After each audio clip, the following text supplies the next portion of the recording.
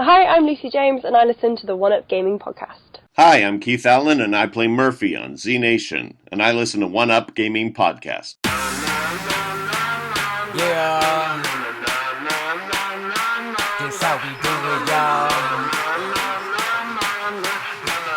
L-G-E, man. Straight out of Diamond Star Production. What up to you, One Up Gaming?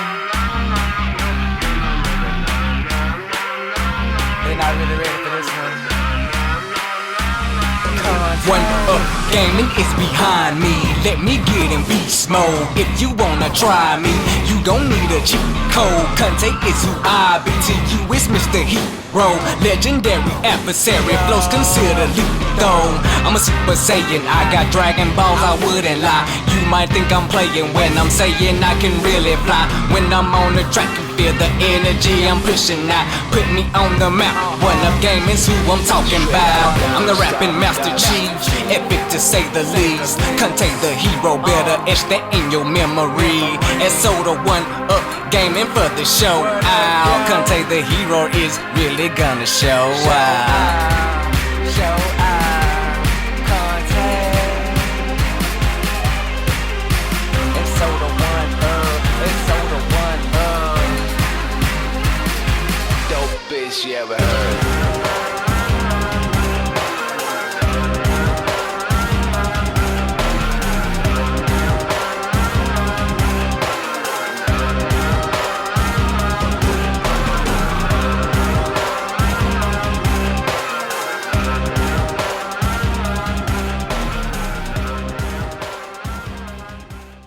Hi, David here, One Up Gaming. Gonna have a quick look at this week's gaming games and news and reviews. Our quick plays that we've been doing on the YouTube channel, and yeah, we'll just crack on and see how we go. So this is episode 352 of the One Up Gaming podcast with me, David, the runner of the website, I guess you could call it. We are looking at introducing new features and things on a weekly basis as of next week, I think, or I might start it as of the 1st of June. It might work best as, like I say, like give me another week to get a couple of things sorted and a couple of things done. But we are looking at doing some bits and bobs. And all this is we'll have more dedicated days, more dedicated things to do, and I will try and record things. I wanted to show this because I thought it was quite funny. I ordered myself a cushion with our logo on. I didn't think nothing of it. I thought 22 by 22 inches sounded like a normal cushion. I don't know what sizes are, I'm an idiot. And then I got this thing delivered, and my girlfriend was basically saying, "Why did you order yourself a mattress?" And I know she's joking, but here is my pillow. It's gorgeous and soft and squidgy. It really is nice. You know, it's really good. I really think it's really soft and squidgy. But as you can see, it's just that little bit big for. I was expecting, I'll just use it next to me in videos and stuff, but it dwarfs me when I'm sat down. It's just like it's I don't know what I've done. But yeah, so that's that. I guess we'll just have this quick little intro bit, and then we'll come back with this week's games we've been playing. So back in a few seconds. Do you have trouble sleeping? Tossing and turning all night? Nothing you do seems to help. You're not getting your recommended 6 to 8 hours of sleep each night. Well, now there's a solution. Now there's Fat Cat Fly. With Fat Cat Fly, you'll easily get the sleep that you deserve. Download for free on the iOS App Store, and you're guaranteed to get a good night's sleep with very few side effects, as you help a fluffy kitty eat all the junk food that he wants. Side effects may include sleeplessness and desire for cheeseburgers. If erection lasts more than 5 hours, see a physician. Try Fat Cat Fly today. Visit facebook.com/fatcatfly, because you deserve a better life. Hello, Andy. This is Colin. I won't be able to get in tonight. I'm sweating like a pig. Hi, welcome back to One Up Gaming, still episode 352 of the One Up Gaming podcast. Me, David. I forgot to mention the first part of the show, sponsored by Games Inspired Music. Please subscribe to it, please buy it, stream it. 20% of each sale will go to the Child's Play charity. And as always, our first 100 podcasts are available at audiobooksontape.com. Now, I did get an email for the first time in months that there was a problem with this. It was one of our fans, so if you're watching this, please, thank you for reaching out. We signed a deal with a company in the UK, which is where I'm from, that would produce and release these cassettes, which is amazing. And I did know that he did suffer with is it a blood condition? I know that he was ill quite a lot in and out of hospital, and I went onto the website, audiobooksontape.com, and as if I was going to buy a cassette myself, I clicked on buttons, and it just says, unfortunately, due as the store owner is in hospital or not well or something like that. It wasn't great. But unfortunately, it looks as though the site is actually down at the minute and they're not producing any of these things. So I wish him the very best, and if anyone's watching this that knows him, our heart goes out to them. Please feel better soon, you know. I'm not going to be patronising and say get well. It's like just feel better, be yourself. Hopefully, you know, things will improve and yeah, I don't know. Anyway, anyone knows him, reach out, just say we've said, you know, all the best and all that to him. I will just mention the fact that the games we've been playing this week, I will just go straight into the games now. So first up, Contra Rogue Core. Now, me in the UK with I think is it the Americans say lieutenant and we say lieutenant and all that sort of stuff. We say corpse. We don't say core. So it's very weird. Me being when I first was watching all these old game shows and stuff from the time when I was 10, watching all these old game shows back in the day, seeing all these stuff, and in my head I'd be watching all these things and I'd say, oh, it's Rogue Corps, or it's whatever the Mega Drive game was called. I've completely forgotten. I'm not a big Contra fan, so I never came up in conversation much. And then I was watching some probably IGN stuff, because they're everywhere, aren't they? American, everywhere. And they were going about Rogue Core, and I was like, I've never even heard of that game. So I was googling around and it's like, you're on about the corpse. Yeah. So this game, I think it was is it the PlayStation one? No. I am an idiot, an absolute idiot. This is the game that was on the Xbox 360, I believe it was. More of a over-the-shoulder 3D run and gun sort of game. I found it okay, very basic, very cinematic sort of shooter. The camera's always pointing to where you want to be looking and things like that, and it was alright. It wasn't the greatest. Graphically, it weren't good. It looked like a shiny 360 game, but not. It looked like a shiny PS2 sort of game. It looks like it was designed for that sort of system and just buffed up a little bit. Might be wrong, but that's what I feel. So I'll cut on to the next sort of game, and it's Car X Drift Racing Online. And this one, it's a very basic looking game. It looks very simple. Again, it looks like a PS2 game given the high res buff treatment. But unlike the Contra game, the handling mechanics and the physics models and all that feel much more modern, and the game, as you're racing around, you can get proper good drifts going, which is, I guess is the name of the game, but you can get proper drifts around these tracks, and It feels really good, really satisfying. I was coming from it I don't like drift sort of games, so I was coming from it from just the angle of point and squirt, straight lines, shallow corners, get onto the accelerator as soon as you get off the apex of the corner and all that sort of your proper basic driving sort of games. And I did alright, it looks alright, it plays amazing. I got a lot of fun out of this game, so it's cheap, so I'd recommend giving it a quick go if you're interested in drifting, because it's got a really good mechanic there and really good handling model, and it feels good. These games, you go on the feel, not on the graphics. Next game, Movie House, the Film Studio Tycoon, and this one I played it on the Mac, because I guess it was MacBook and PC available.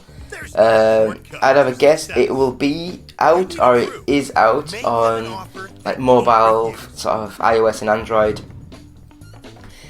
Now I'm gonna get the name wrong because I can't even remember what the name was. But does anyone remember the game that came out? It must be about 10 years ago now, where you actually start up your own games company. You create games. You get an option of 3 choices of what you want it to do, what you want that to do, the developer, the thing, the blah blah blah, and you just get. It just takes like 3-4 months to do, and the more bugs you squash, the more things you do, it creates a better game. And you train your team up, your staff up, and you get bigger headquarters, bigger things, bigger budgets. This is identical gameplay wise. You start off as a short film sort of studio, create movies, hire writers, hire a director. You tell it you want it to be a spaceship, set on a spaceship, an adventure movie featuring a good guy that's a cop going against zombies. Certain genres, it's got like a match genre, so they click better and give you better scores. Better writers, better directors, make the movies better. You can then put these films up to the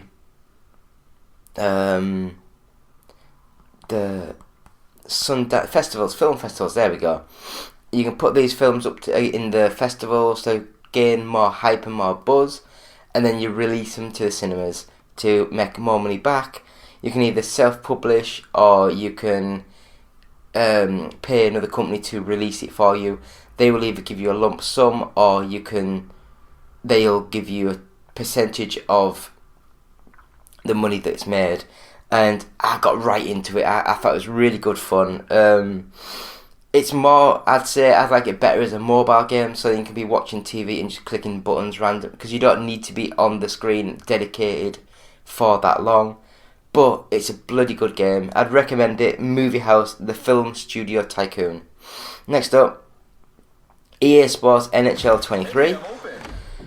Now, I'm going to be honest, I wouldn't be able to tell you the difference between NHL 22 or NHL 23. It looks nice, it plays nice, it's fluid, it's smooth. I'm not going to go deep into this because, as I say, I've lost faith in a lot of the EA stuff. The FIFA series has gone really slow, really watered down to focus on the online aspects of it. This game, it wasn't as fast as I remember the NHL 94s, back in the day, but it's still got a good whip to it. The turning circles better than it used to be on some of these 3D-ified games, so I'd recommend it. It's a good little game. I liked it. Next up, we have Ride 4, and I only really started playing this one again because I've read that Ride 5's been announced, so I thought I'll go back to this, have a quick go. And it's one of these games that I really liked. Ride 2, I think it was. But Ride 4 just didn't quite get into as much. I don't know why. Maybe the structure of the gameplay's been made harder, things like that. But you get the real sense of weight to the bike. You get a real sense of feel with the handling and that. And graphically, it's good. Nothing special, but it's good. some of the time on some tracks with some weather conditions it looks almost realistic, but then on other conditions and other sets and other tracks it looks just remotely rubbish. But if you like motorbikes, then I would recommend this is a good game. It's one of the better motorbike games that you can buy. And I guess Ride 5 won't be out till the end of this year-ish. So yeah, buy this if it's on sale. It's a nice little game, Ride 4. Next up, Castle Crumble. This one it's like a 3D-ified Angry Birds, and you just launch things at a big castle. You have targets to aim for, you can hit things, set off dynamite and things, and it's just particle effects, rocks tumbling down, mobile sort of game. It's a fun 10-minute distraction. I wouldn't say I'd give my life to the game, but I enjoy these sort of things where you just watch all the castle fall apart and stuff. Nice little game. Graphically, it's good for a mobile game. I hate saying those sort of words, but yeah, for a mobile game, it's actually not bad. And I guess we'll go on to the last game that we played this week. That is Dead or Alive 1 Ultimate, and this one is but it's not a remake as such, but it's like, I never guess, it's like the PC code of the original Dead or Alive being smoothed out and redone. And I think it was originally on the original Xbox, and because of Xbox backwards compatibility stuff, you can buy these. I think you can get the Dead or Alive 1, 2, 3 and 4 and maybe 5 as well. Is there 6 Dead or Alives? Can't remember now. Was it 5 that had the Street Fighter, the Virtua Fighter characters, Jackie and Sarah? Can't remember now. But anyway, this one, it looks like a 98-2000 sort of game. It looks very minimal, but the Dead or Alive series always had a bit of flair, a bit of flash, and they always look good. You running on the Sega's Model 2 arcade board. It was a good rival to the Virtua Fighter 2 series, and they kept it quite similar.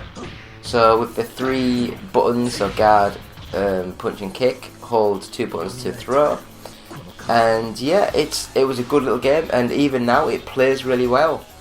So we'll just mention that we do have a review up on the website. It's the Movie House, the Film Studio Tycoon. Other than that, I think, as I said in the intro bit, we are looking at redoing a lot of our weekly segments. So I'm not going to go into details because I think I'm going to record 2 or 3 episodes of each one, and then I can always be a couple of weeks ahead, if that makes any sense. I don't know if anyone else does YouTubey stuff, but making a video can take 2 hours to 2 days. So if I get 2 or 3 in the bag per week for the next few weeks, then I can go and I can have an off week and still be there. So that is the idea there. But this week, as always, we've got the Gran Turismo 7 series up, and I think that's it. Oh, we've got the not the Evercade, the Boosteroid series, that's up on Tuesday. I think it goes up on Tuesdays. But yeah, have a watch of the Boosteroid stuff. I love Boosteroid, love it. I wish they would sponsor us. I wish they would pay us money. I wish everything, but you don't get anything in life by wishing. So that is the games we've been playing this week with One Up Gaming, episode 352 of the One Up Game podcast. Quick break, and we're back with this week's news. Hi, Justin the Voice here. First of all, we'd like to thank you for listening. Seriously. We really like it when you listen. Yes. But if you'd like to do more than just listen, if you'd like to help us out, well, we have an idea just for you. Visit our Patreon page at www.patreon.com/OUG. Your monthly micropayment will help us keep going all night long, baby. Oh yeah. Mostly because we usually record at night. Yeah. But don't worry, baby. We got something for you, too. We've got special benefits for all of our Patreon subscribers. Yeah. Again, that's www.patreon.com/OUG.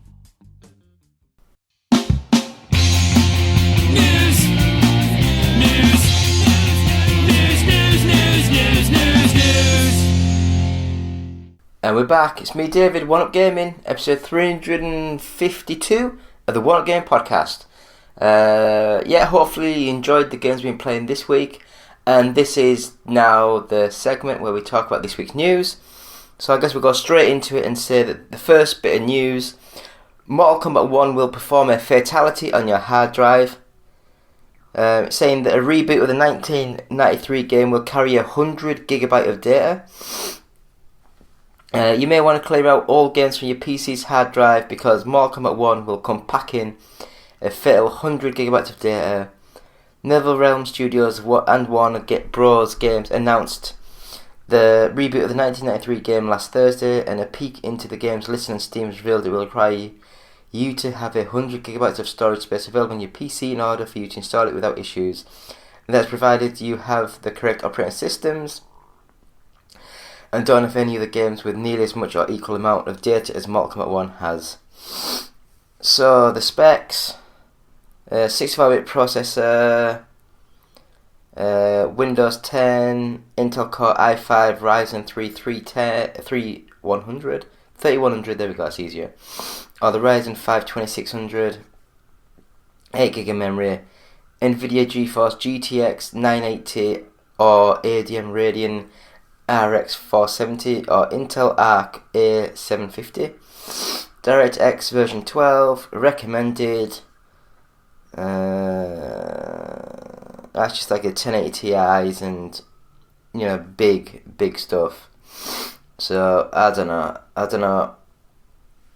Mortal Kombat will bring fans a reimagined versions of their favourite fighters, who are Mortal Kombat Universe creator Liu Kang, Scorpion, Shang Tsung, Melina, Sub-Zero, Kitana, Kung Lao, and Johnny Cage, who will come with a skin inspired by Jean-Claude Van Damme if you pre-order the Premium Edition. The game will also have a new fighting system, game modes, and much more. Mortal Kombat 1 released September 19th on PS5, Xbox Series XS, and Nintendo Switch and PC. So, what do you guys think? Do you think the Mortal Kombat franchise is the way it's going, or do you think they've gone too far with some of these things? I haven't ordered any of these news items in any of this stuff. I just put them in random order, and so we're just reading some of these and seeing how we go. Oh God, I'm gonna sneeze. Oh, I do apologise. I will cut these out, and you'll be wondering why I've just said I'll cut these out. So we'll go straight into the next bit of news, and that is Eon announces the XBHD, a plug-and-play HDMI adapter for the original Xbox.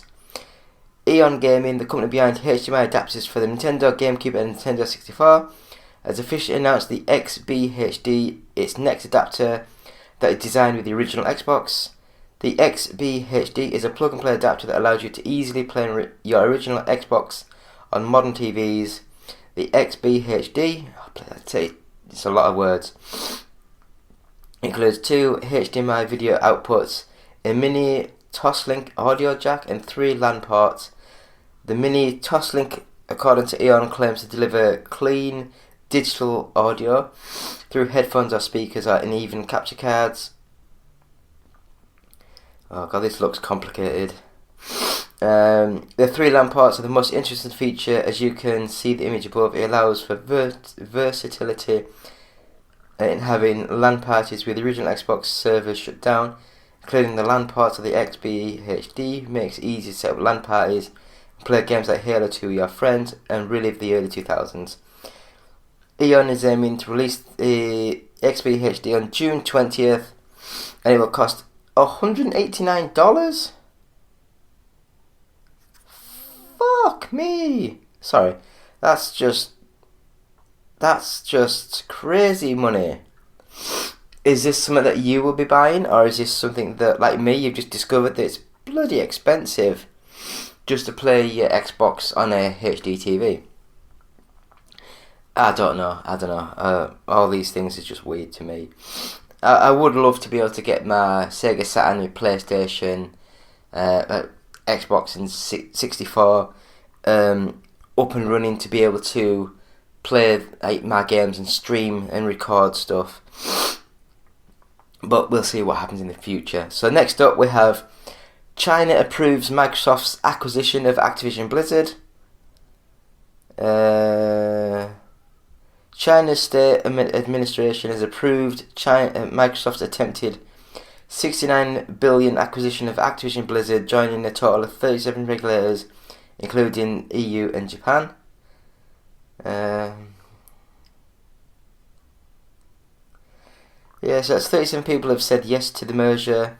The news was first surfaced today on Seeking Alpha via a deal reporter item, and has since been confirmed via a statement from the Microsoft spokesperson. Bloody hell. China's unconditional clearance of our acquisition of Activision Blizzard follows clearance discussions from jurisdictions such as the European Union and Japan, bringing the total to 37 countries representing more than 2 billion people. The acquisition, combined with our recent commitments to the European Commission, will empower consumers worldwide to play more games on more devices. We're glad to see China join dozens of other major countries in welcoming more competitions. Competitions. I thought it'd be like more competitors in the gaming industry. I don't know. I don't know. Oh, my nose.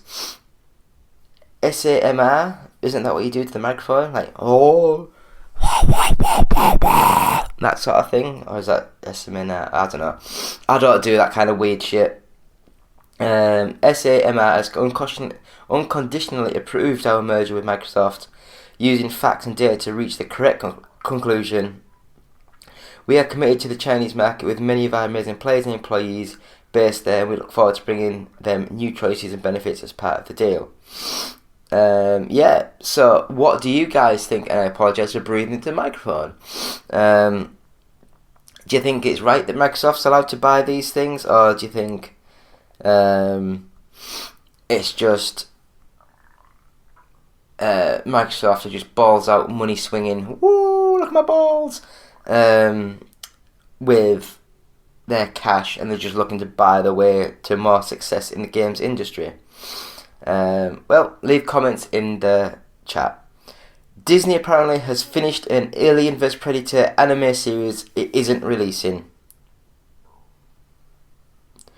Disney apparently has finished Alien vs Predator anime series that's 10 episodes long, but the House of Mouse is keeping the series under lock and key. During an Alien Day episode of the Perfect Organism podcast last month, Joshua Izzo, the former licensing director at 20th Century Fox prior to Disney's acquisition of the company and founder of Alien Day in 2016, shared details about the anime and why it hasn't hit the airwaves yet.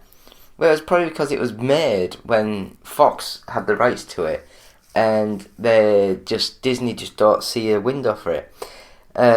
There is sitting at Disney now a 20th Studios 10 episodes of a fully completed Alien vs Predator anime series that I produced. It's done, it's in the can, it's mixed, it's finished. It was produced and story cracked by Eric Cauldron and Dave Baker, two unbelievably crazy talented guys, never heard of them. Before it became an anime, Izzo said he pitched the idea of an Alien vs Predator animated series to the home entertainment head, Dave Bixler, who championed the project. So then he presented the idea to Jeffrey Godsick, who was head of consumer products. I said, hey, listen, I want to pitch this idea of a direct-to-DVD Alien or Alien Predator or Predator animation that we, the consumer products division, can sell against. Let us be the masters of our own destiny rather than waiting for theatrical whenever a movie decides to come out. At the time, Alien Covenant was still in early stages of development. The Predator hadn't been announced yet. Once he approved the pitch, presented to the home entertainment, showing storyboards and complete idea for it, he argued that the animated series of Alien vs Predator would be easy for 20th Century Fox to produce, since it owned nearly 30 years of comic book content for Alien, Predator and Alien vs Predator with no rights difficulties whatsoever. After some discussions, they brought in a director who, according to Izzo,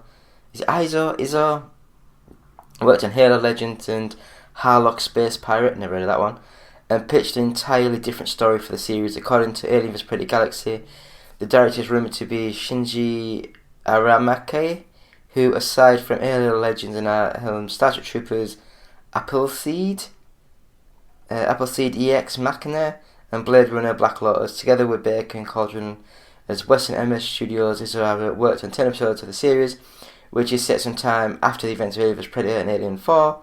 The episodes would be split into 3 DVDs for the West and aired individually on Japanese television.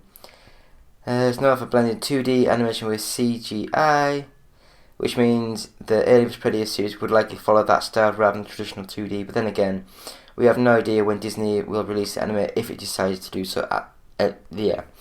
So, there we have it. Disney have a full 10 episode series of thing that they probably just look at and think, we have no idea how to market and sell this, so we maybe won't ever try and do this. So, yeah, what do you guys think? Is it a shame that with all these acquisitions, you think it's made, it's finished, just release it straight onto Disney Plus, see how it does, but we'll see, we will see. So next up, YouTube is introducing 30-second unskippable ads when watching on TVs. YouTube commercials are about to get more frustrating as the company announced its plans to bring unskippable 30-second ads when watching content on TV. During its YouTube broadcast event, the company announced that the unskippable ads will be introduced to top-performing content, replacing the 2 consecutive 15-second ads that typically appear on the platform. More and more viewers are turning into YouTube on the biggest screen in their home. YouTube CEO Neil Mohan said during the presentation, as reported by Variety, viewers, especially younger viewers, no longer make a distinction between the kind of content they're watching when they turn on the TV. They want everything they love in one place, from their favourite creators to blockbuster movies to football, and they can find it all on YouTube. Can they? Really? I don't know. Variety notes that these 30-second unskippable ads will be available to advertisers via the curated advertising platform YouTube Select. YouTube also confirmed it is experimenting with a new feature called Pause Experiences, where ads will appear whenever a viewer pauses the video while watching YouTube content on TVs. The feature itself is similar in concept to Hulu's Pause ad feature, which was released in 2019. Don't have Hulu in the UK. These announcements come just a week after YouTube revealed that it was experimenting with a new feature that would block users from watching content on the platform if they had an ad blocker enabled. Cool. What do you guys think? Do you think YouTube's going a little bit too far now? Or do you reckon it is just a random... Oh, God, I've got itches everywhere. I don't know. YouTube, I love YouTube. I love watching bits and bobs, but it is a piss take when you want to watch like a 30-second video of something and it's got you just can't skip nothing for ages. Sometimes it's easier to actually back out of the video, back into it, then it's got like the little timer with 5 seconds, you just click skip once that's done. But, I don't know, we'll see what happens, won't we? We'll see what happens.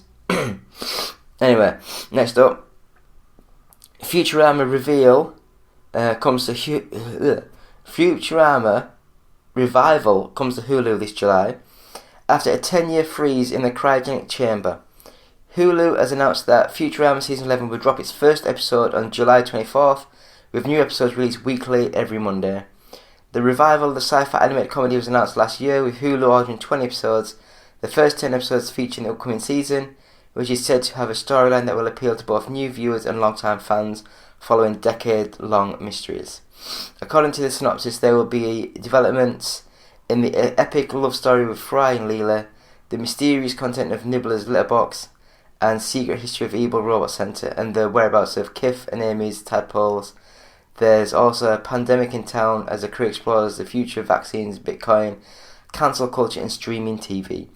The regional voice cast has returned for the revival with Billy West, Katie Segal, Tress MacNeille, Maurice Mashaj, Lauren Tom, Phil Lamar, and David Herman, all reprised in their roles.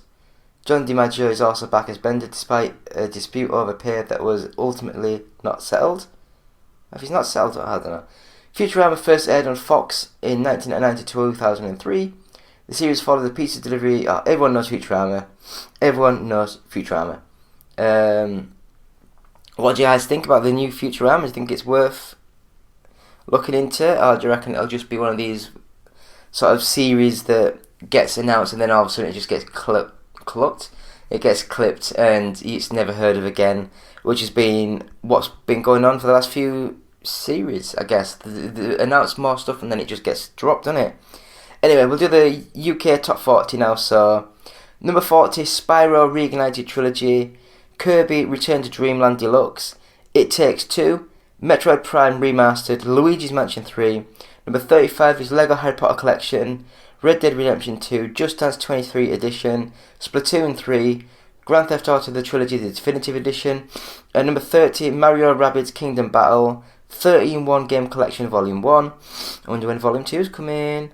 Smash Brothers Ultimate, Minecraft, Pokemon Legends Arceus. Number 25 is WWE 2K23, Lego Star Wars The Skywalker Saga, Crash Bandicoot N. Sane Trilogy, New Super Mario Bros. U Deluxe, Resident Evil 4. Number 20 is God of War Ragnarok, Mario Party Superstars, Super Mario 3D World plus Bowser's Fury, Pokemon Violet, Nintendo Switch Sports. Number 15, Call of Duty Modern Warfare 2. Number 14 is The Legend of Zelda Skyward Sword HD, Super Mario Odyssey, Grand Theft Auto 5, Minecraft Legends, and at number 10, Dead Island 2. Number 9, Animal Crossing New Horizons. Number 8, The Legend of Zelda Breath of the Wild. Number 7, Lego 2K Drive. Number 6, Pokemon Scarlet. Number 5, Mario Kart 8 Deluxe. Number 4, Star Wars Jedi Survivor. Number 3, Hogwarts Legacy. Number 2, FIFA 23. And at number 1 is The Legend of Zelda Tears of the Kingdom, and that is thanks to the Games Press, GFK Entertainment, All Software charts. And I will just say, Hogwarts Legacy has been doing really well, but I do think that when that does get released on the Switch, it will do amazing. It'll blow back up, it'll get back up to number 1, I'd have a guess.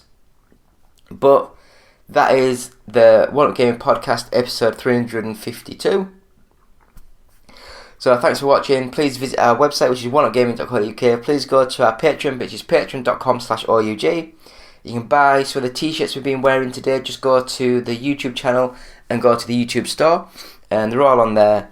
You can buy the album Games Inspired Music, buy, stream. 20% of each sale will go to the Child's Play charity. Audiobooksontape.com. Please visit there, Google, search One Up Gaming. You can buy our audio first 100 podcasts.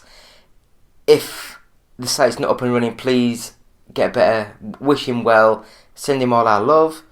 £1 of each sale will go to the Diabetes UK charity. We're on Facebook, just search One Up Gaming. We're on Twitter. Actually, we'll go for YouTube first, so please subscribe, share, like, comment, everything you can to help us. If you want a free t-shirt, just go onto our YouTube channel, subscribe to us and leave a comment on any video that just says t-shirt. If you would like a free game, PC game, please again just subscribe to the YouTube channel and leave a comment on any video that just says PC. How easy is that? We're on Twitch, which is twitch.tv/OUGofficial. If you want to tweet us any questions, any comments, it's at OUGofficial. And if you want to email us anything, it's contact@oneupgaming.co.uk. So please, subscribe to us. YouTube, push through those 2,000 subscribers. If you're watching this on YouTube, subscribe. If you're listening to this on iTunes, subscribe and leave positive comments, 5 stars, all that malark. Really helps. And it's been me, David, saying thank you so much, and we'll be back next week. Goodbye. Hey guys, Justin here. I just wanted to say that I've been thinking about you. I've been thinking about you a lot. Yes, you in particular, in that way. And I wanted to say, I think you're great. I've always said that about you. And I was wondering, if you think we're great, if you could give us a quick rating on iTunes, we'd really appreciate it. It would really, really help us out in that, podcasty sort of way. And if you're feeling particularly festive, perhaps even a little saucy, maybe stop by our Patreon page at www.patreon.com/OUG and see if you can't slip a few bucks our way.